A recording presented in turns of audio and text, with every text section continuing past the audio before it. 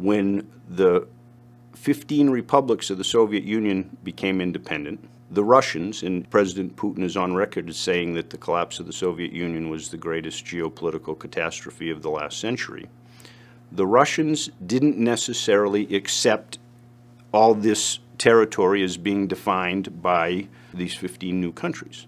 President Putin was quoted as saying, "Crimea has always been an integral part of Russia." So the Russians were not happy and were not necessarily agreeable to this political settlement, post-war political settlement. NATO's response to the end of the Cold War, the U.S. and our European allies, was to enlarge the zone of NATO, and many new countries joined NATO, Poland, Romania, Bulgaria, the Baltic countries, etc. And the Russians were dead set against this. On the Western side, we believe that expanding NATO expands the area of free people who engage in market economics and are peaceful with each other. Russia sees NATO as a military alliance based on their Cold War past that's getting closer and closer to their borders, in fact, borders them in the Baltic states.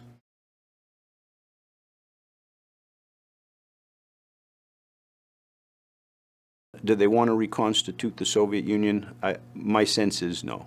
The Soviet Union collapsed, I think, in the final analysis because it was ideologically and economically unviable. So I don't think, I mean, it's hard to imagine any Russian leader wanting to reconstitute the whole thing because many of the areas were, you know, losing propositions, the economies were a drain, etc. Now, do they have an idea to control certain strategic areas that they believe are most important for their defense? Because keep in mind, there's two ways of looking at it. Annexing Crimea offers a certain amount of military capability guaranteed for the Russians, but it also ensures that anyone you might consider an opponent doesn't move into that territory and then threaten you. So they are interested in controlling certain strategic approaches in certain strategic areas. And I think there will be continued pressure over the years from Russia trying to control what they consider the strategic approaches to their borders. But my sense is that wouldn't include a project as large as trying to reconstitute the Soviet Union.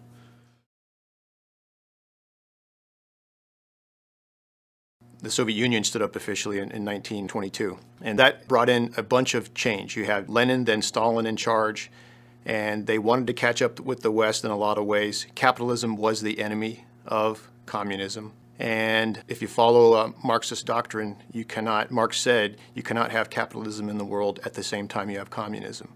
So the early Soviet leaders were bracing themselves and arming themselves and had to go through mass industrialization and mechanization in order to compete with capitalism. And that created a lot of trauma. It continued through the 30s, probably the worst time for the Soviet Union prior to World War II, in my opinion. That's when Stalin instituted his 5-year plans, began mass collectivization, and started actually confiscating food from many of the peasants in the countryside to feed what's called the proletariat, or factory workers in the cities.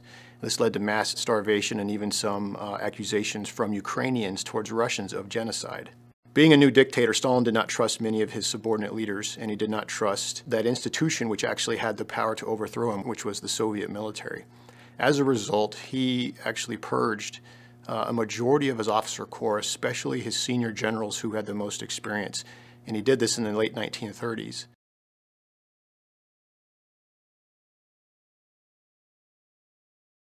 World War II began September 1st, 1939 with the German invasion of Poland. And then on June 22nd of 1941, Germany invaded the Soviet Union and caught the Russians, or the Soviets to be more accurate, almost completely off guard. And their military was not in good shape. They did not have a lot of good leaders. They had some decent equipment, but their chain of command and the organizational structure was going through a massive change. World War II was probably the single most significant emotional event for the Soviet Union in the 20th century.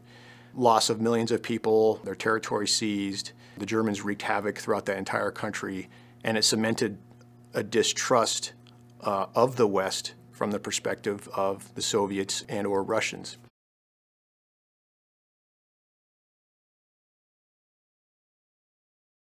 The Cold War was almost a 5-decade phenomenon where the United States basically led the NATO bloc, or the West, in a bipolar world, and on the other side was the Soviet Union, which led the Warsaw Pact. It wasn't really just a military competition, it was a competition of two ideologies. Liberalism and capitalism on one side, and a dictatorship of communism and Marxism on the other side. They weren't just political organizations, they were political and economic as well, and ideological. And it continued all the way until the late 80s, and technically until December 25th of 1991, which was the evening that the Soviet Union ceased to exist.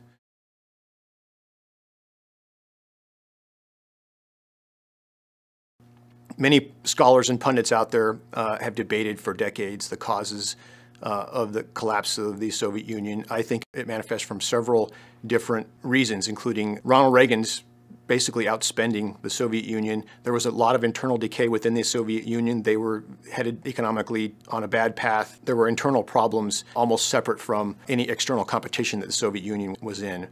For example, a command economy, a central economy where the state decides the price of goods, proved to be not nearly as efficient as a market economy, and that contributed to the collapse of the Soviet Union. They were also fighting a war in Afghanistan in the 80s that also weakened them, not only in the global political scene, but internally as well, because it was a humiliating defeat when they left in 1988.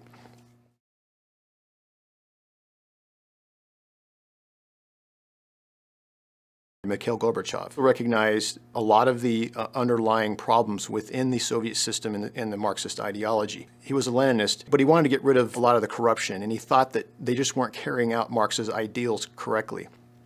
But there was another side to him, I believe, that thought that this whole thing just isn't working. We just cannot compete with the West, and it's probably not going to last. And he had a pretty level-headed approach and vision, and accepted the fact that the Soviet Union was going to probably end. And in fact, there was a coup, a military coup against him in August of 1991. He was rescued, so to speak, and still allowed to stay in power for another 4 or 5 months while a bunch of reforms were supposed to take place. Perestroika was basically this restructuring, the whole restructuring that he wanted to do, and Glasnost kind of connotes transparency. So those together, he wanted like this new openness, a little bit of more transparency. Let's expose the corruption. Let's try to fix what's wrong with communism to get to the good parts of communism. He tried his best. The problem is, in a dictatorship or an autocracy, when you inject levels of liberalism or freedom inside the organization, you're not sure what you're going to get.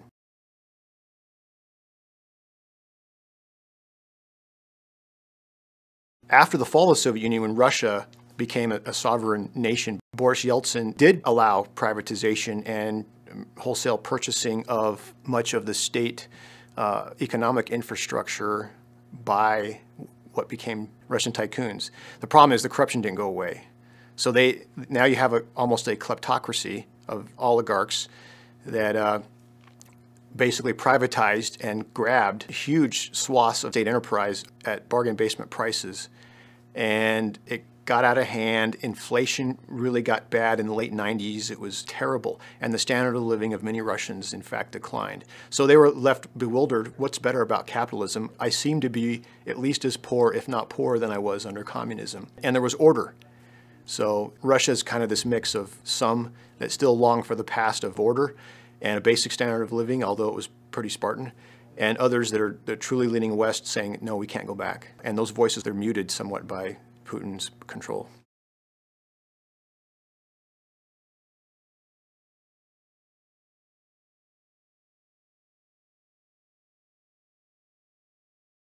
Having actually served inside the Russian military for an extended period of time, for about 5 months in 1998, I got a sense of their culture and military culture, their pride, and their levels of professionalism. The collapse of the Soviet Union was quite a shock on their mentality.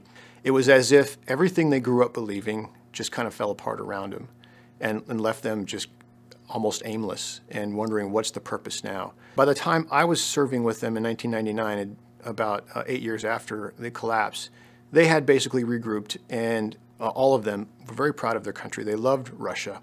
They didn't like many of their political leaders, and they eventually admitted to me a lot of the problems that still existed with corruption inside Russia.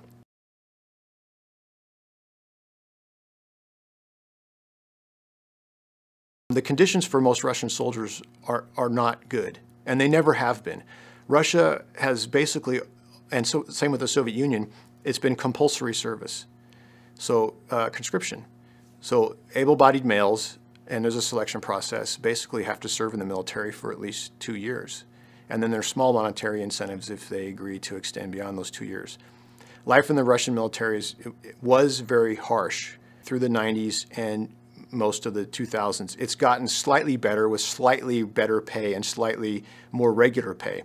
But due to the corruption inside the Russian military and Russian government, the soldiers are not paid well when they could be. Russia is not a poor state. It's got huge commodity wealth in oil and gas. It could much better utilize that revenue if it didn't have to deal with all the corruption or didn't have it.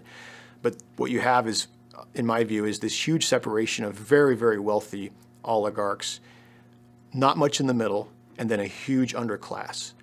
Unfortunately, Russian soldiers are part of that underclass because they don't get paid hardly anything at all. Most Russian parents do everything they can, from bribery, gifts, whatever, to local officials to try to get their sons out of conscription so they don't have to serve in the Russian military.